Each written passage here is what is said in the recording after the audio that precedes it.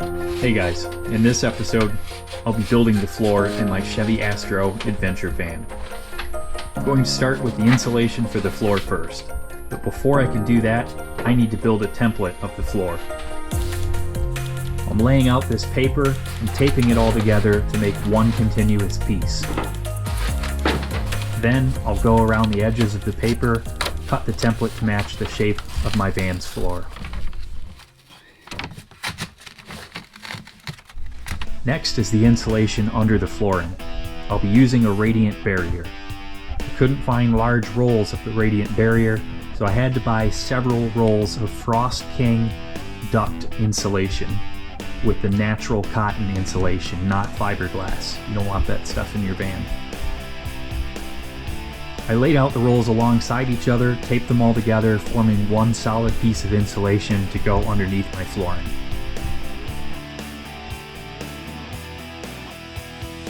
Next, I lay out my floor template over the new floor insulation sheet. I tape it down, weigh it down to avoid it sliding around. Then, I trace a line around the edge with a permanent marker.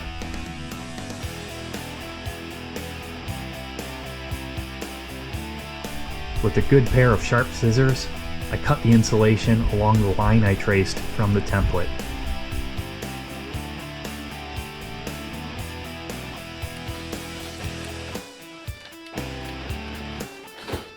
Now I'll lay out the insulation in the back of the van to check the fit.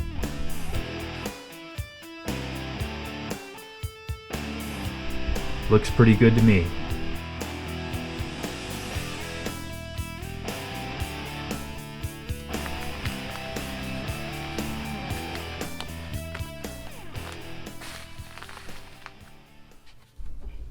Next, I'll add some insulation over the wheel wells.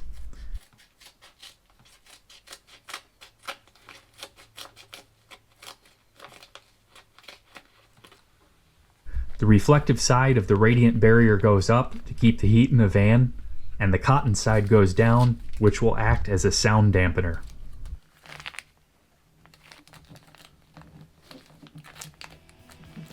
Here, I trace the outline of my floor template onto a 4x8 sheet of 1/2 inch plywood.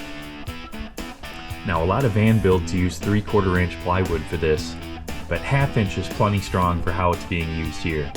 The 1/2 inch ply is cheaper, lighter, and gives me a 1/4 inch more clearance.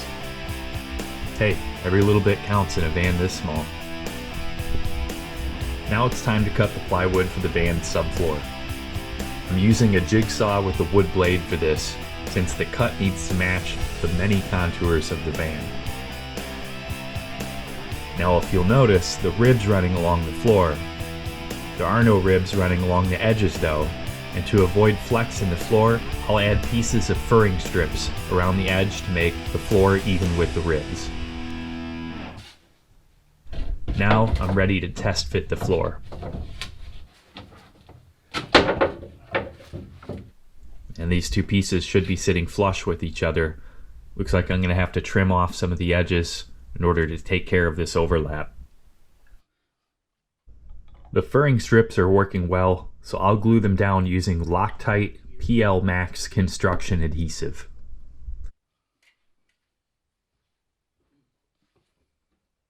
I'll add some weight to the top of the furring strips to help the construction adhesive create a stronger bond as it cures overnight.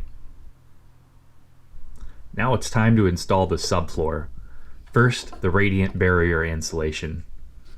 One could argue either way to install this with the foil side up or down. I chose foil side up for the flooring. It fits together nicely now that I've trimmed it along the edges. Now this blue tape represents the ribs on the floor. When I screw down the subfloor, I want my screws to be in the middle of those ribs and not off in the dips between the ribs. So I've traced out lines that represent the center of the ribs along the board, as well as my furring strips. So all I need to do is line up my screw with the line. Easy. And here's another look at the floor from the side entrance.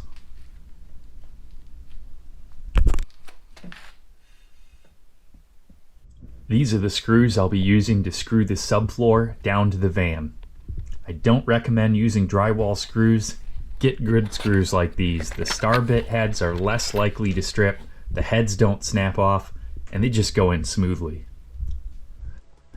I'll be pre-drilling holes for the screws, so it helps to have 2 drills to avoid constantly changing bits. Here, I'm drilling a pilot hole through the wood subfloor and through the metal floor of the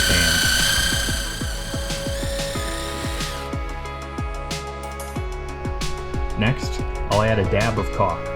Optional, but could help create a better watertight seal where the screw pokes through the floor under the van.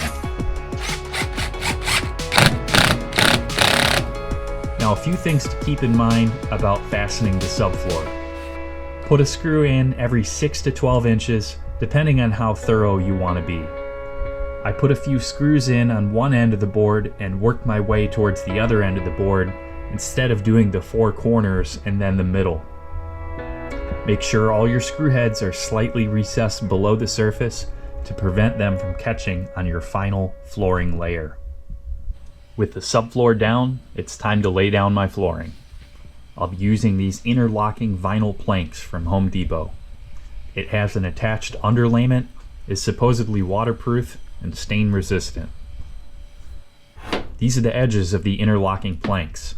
It's a bit like tongue and groove flooring. One side slips into the other. Now here's the tools I'll be using to install the flooring. These black pieces is the vinyl flooring installation kit. And for 20 bucks, it's a very helpful tool that makes the flooring installation much easier. Now, it's a good idea to always stagger your planks when doing the actual flooring install. I'm only lining them up in line like this to see how many planks I can fit in the width of the van and how much I'll need to trim off the planks on the edges to make them fit. This will help position the planks evenly across the width of the van. What I'm trying to do now is position the planks in such a way that the outermost plank widths are ideally even and not too narrow. And this is largely a trial and error approach. Now the real work begins. I need to cut all of the outer planks to a specific shape. Every piece is a custom fit. I can use these vinyl snips for crappy cuts like this one, which will be covered up by shelving later on. I'm going to start here with a very complicated piece along this side door. There are many cuts involved, and this one requires some thought.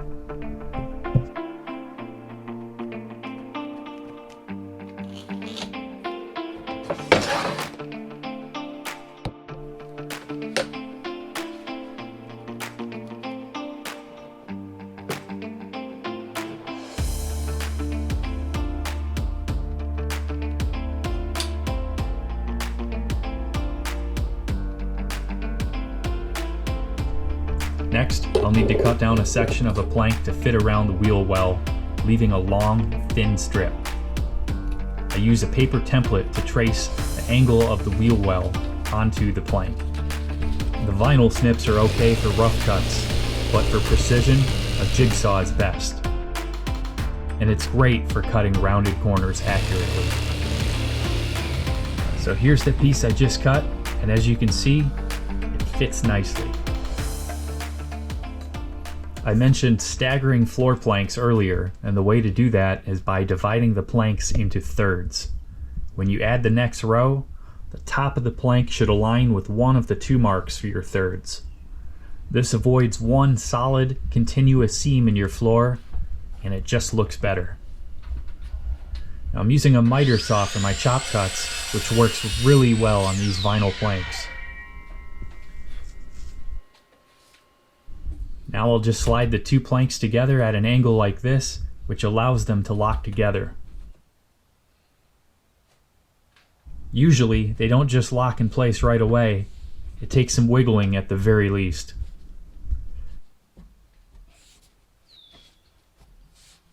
Use a rubber mallet and a block of wood, or this special tool, to lock the planks together. In the video description, there's a link to the flooring installation kit I bought, which includes this tool and another even more important tool. Back to the more complicated planks on the side of the van, I make another template to transfer the contour of the wheel well onto the plank.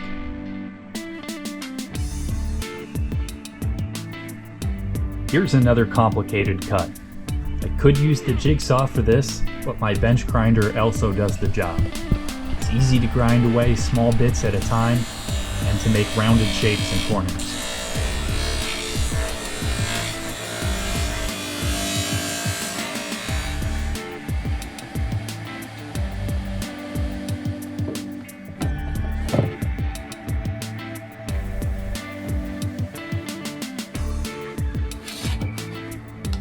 Here, I'm measuring the width of the final piece of flooring. I'll transfer this measurement onto a plank, trace my line across it, and make my cut.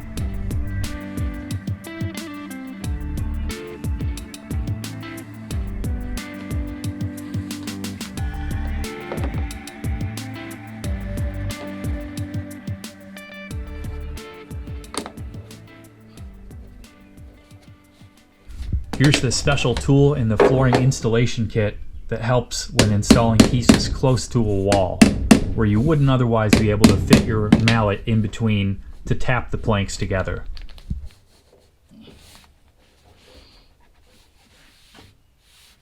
The floor is in, and damn, is it looking good. I hadn't felt like I was making a lot of progress on the van until now. And to finish off the edge of the floors, I'm adding this aluminum angle. I've used a miter saw to cut the angles here for this inside corner. I'll drill some pilot holes through the angle aluminum and into the subfloor, then add my screws.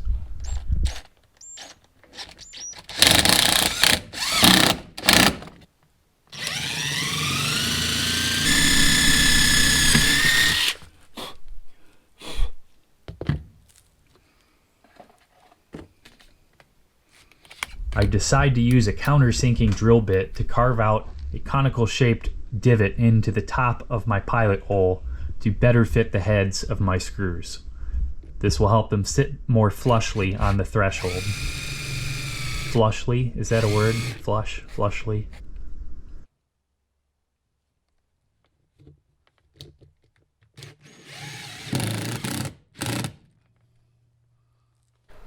So now I'm installing the threshold here for the floor where it meets the rear deck here by the bumper, and basically just screwing these in. This is a straight piece of aluminum, obviously, and I'm trying to fit it to this slight curve at the end of the floor here. This is actually curved out a little bit.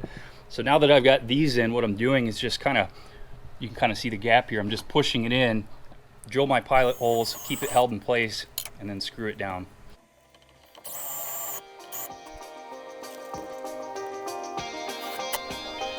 And finally, I'll add a bit of Sikaflex here to create a waterproof seal. Stay tuned for the next van build video, walls, and ceiling.